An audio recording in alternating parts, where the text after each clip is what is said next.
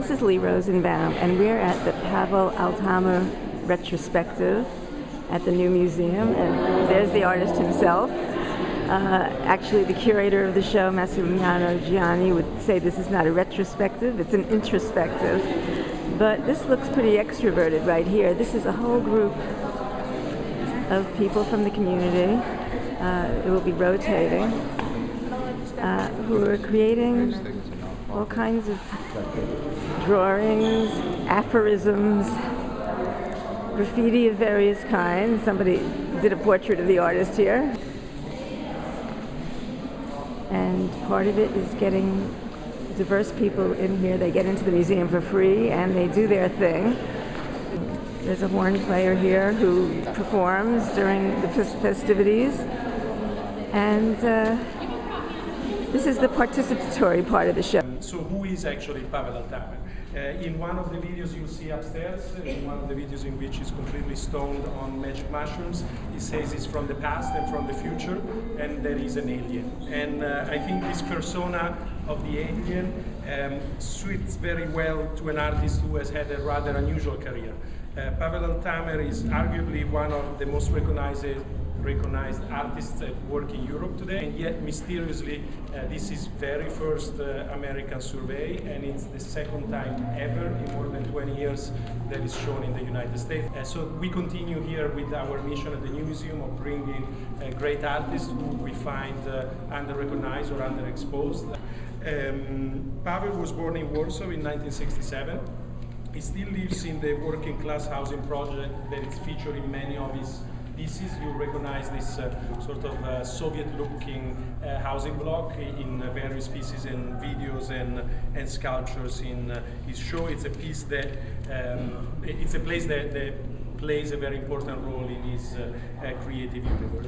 Pawel initially after school supported himself as a doll maker, and I think you'll see this practice reverberating in many of his work. And certainly on the fourth floor, it's a collective space, again, and it's a place where visitors and groups are invited to paint on the walls for the duration of the show. They will be working on the walls together with Pawel. Pawel is going to be here for the duration of the show with his collaborators to develop this sort of gigantic collective anarchic paintings. This is the floor that has to do with self-portraits, such as this one. And my favorite piece is a memory piece.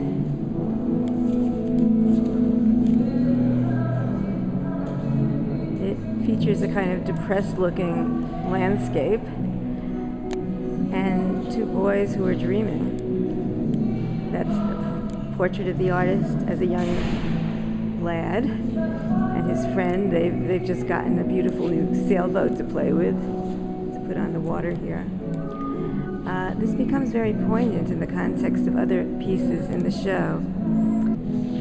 Over there are the apartment buildings that are close by this landscape, which is actually where the artist lived. And in one of those windows is the artist himself, and here's a close-up of the artist as a much older man, looking out and musing, remembering this scene from his childhood, which we will now see depicted in film. This is just almost like a still shot from a film that gives the context of this scene rather poignantly.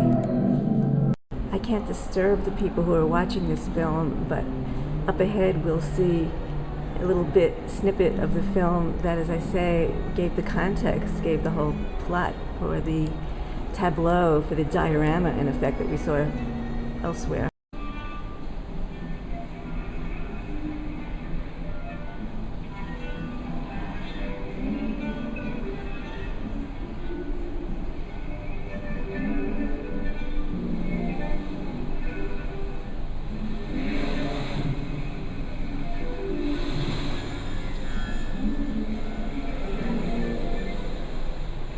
As part of his collective spirit, his spirit of having social usefulness and connections. He worked with various groups of non-artists to make art. He worked with a group of multiple sclerosis patients with whom he did ceramics, and who worked with him on this sculpture.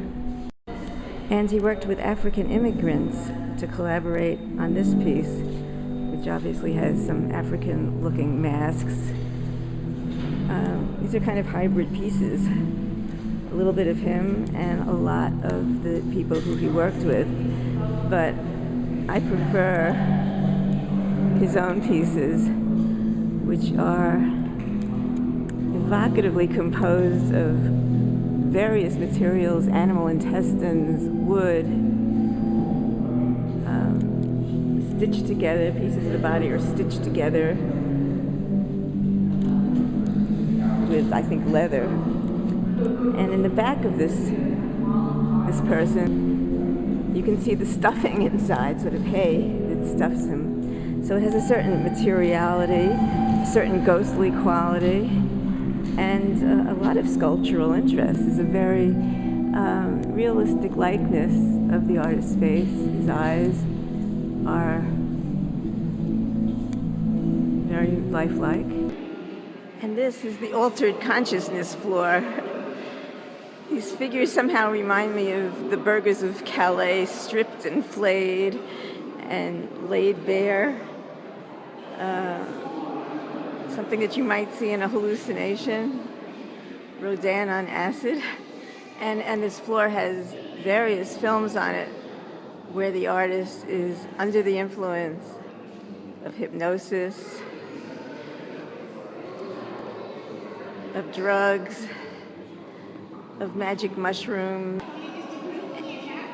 And on the same floor with all of the hallucinatory experiences are another way of seeing reality through the eyes of one's own daughter, Veronica. A very different feeling from the rest of the show.